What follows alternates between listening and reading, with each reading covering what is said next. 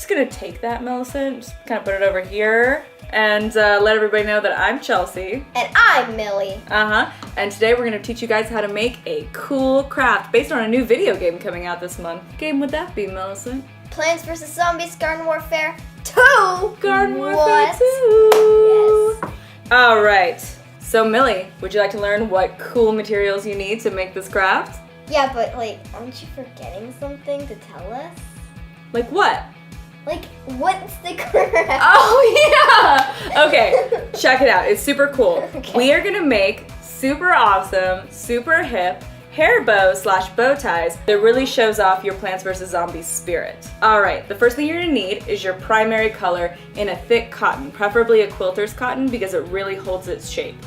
I chose purple because my character is gonna be Super Brains from the new Garden Warfare 2. Millie, what's your primary color? Mine is red because I'm choosing Rose, who's a new character. New character Rose! All right, so you're gonna get a rectangle of that. Then the next thing you need is a secondary color.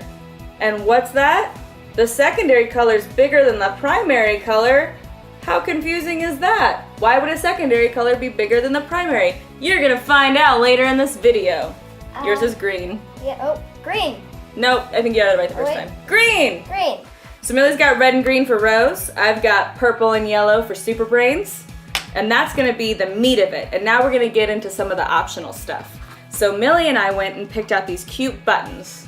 And they have the little loop back on the back, and that means they're easy to sew in. And this can be a cute, fun way to tie the whole thing together in the middle where the bow gets the smallest. Another thing we picked up is some ribbon. Millie, I think, is gonna finish hers off with a little bit of ribbon. And finally, when it comes to tools, you want something to cut with that we're gonna be super safe with, right? So if you don't feel comfortable using scissors or a rotary cutter, then you can ask an adult to help you. Needle and thread. Again, a little bit of advanced level stuff. And the last thing you need, and it really helps, is to have a ruler or a straight edge so that you can cut your perfect rectangles. So now, Millie, the only thing we need to do is for the next several minutes, sit here in quiet contemplative silence and sew our rectangles. But you know what? You're my best friend. So you know what I did? What? I sewed them for you yesterday.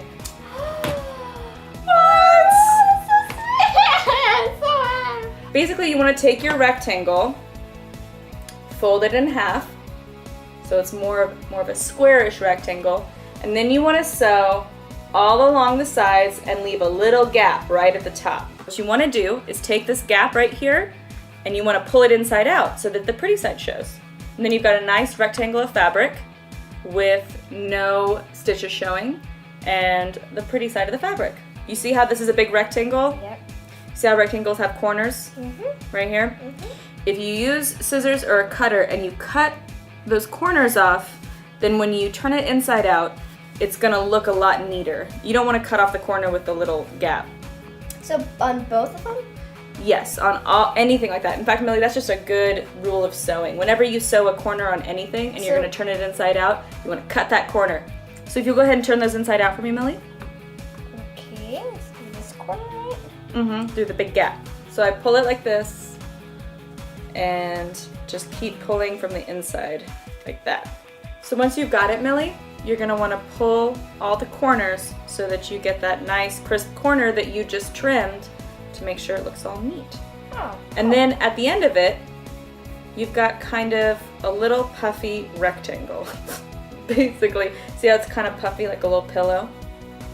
But that's how you want it. And the nice thing is that if you're a beginner sewer, this is a great project for you. It doesn't have to be perfect. Look, mine are not perfect. They're a little bit wonky. Now that we've got our puffy rectangles, Millie, this is when the actual sewing comes in. Okay, so once you have your needle threaded, this is the fun part before the hard part. Ready?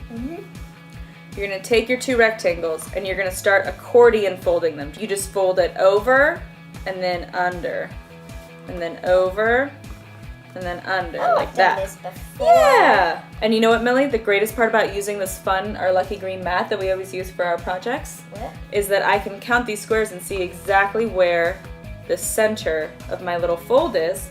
And that's where I'm gonna put just a couple real quick, real easy, non-hurting myself stitches. I'm just gonna put a couple more stitches.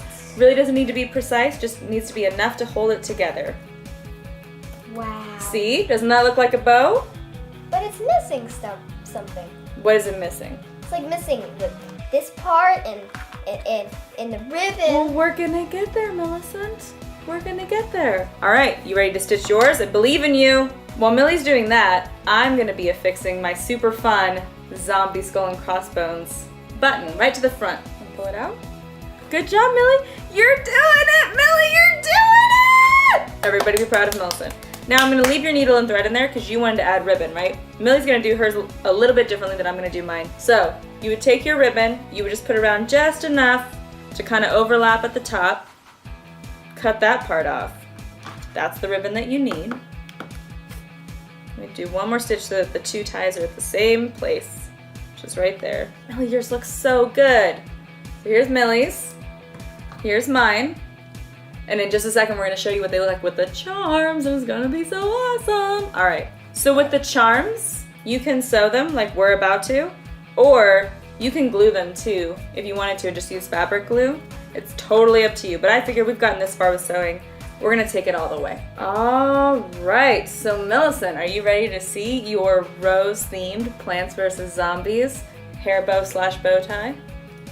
Why not? Ta-da! Ooh.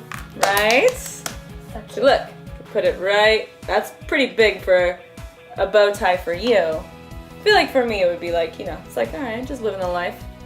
What do you think of mine? Like it? Oh, that's awesome. I know. So I'm gonna put a bobby pin in it, and that way I can just kind of put it like right on top right there. I want to put it like right here. You know, that's a really good idea. I didn't think about that, but you could also attach it to a headband and just wear it on the top of your head, or you could just balance it like Millie does. I'm gonna be amazed if you can keep that up there for the rest of the video. And finally, if you take a piece of ribbon or fabric and attach it from the center outwards, that's how you can turn it into a bow tie. And if anybody at home makes this craft, we'd love for you guys to send us pictures of how you used your bow accessory. Yeah, be pretty cool. Well, Millicent, I think this has been a successful day of crafting. Oh, but not as successful of a day of balancing. Thank you so much for watching this video. If you like what you see, please subscribe to Game Kids, and you can also check out our other show, Sim Sisters. Bye, everybody. Bye, guys.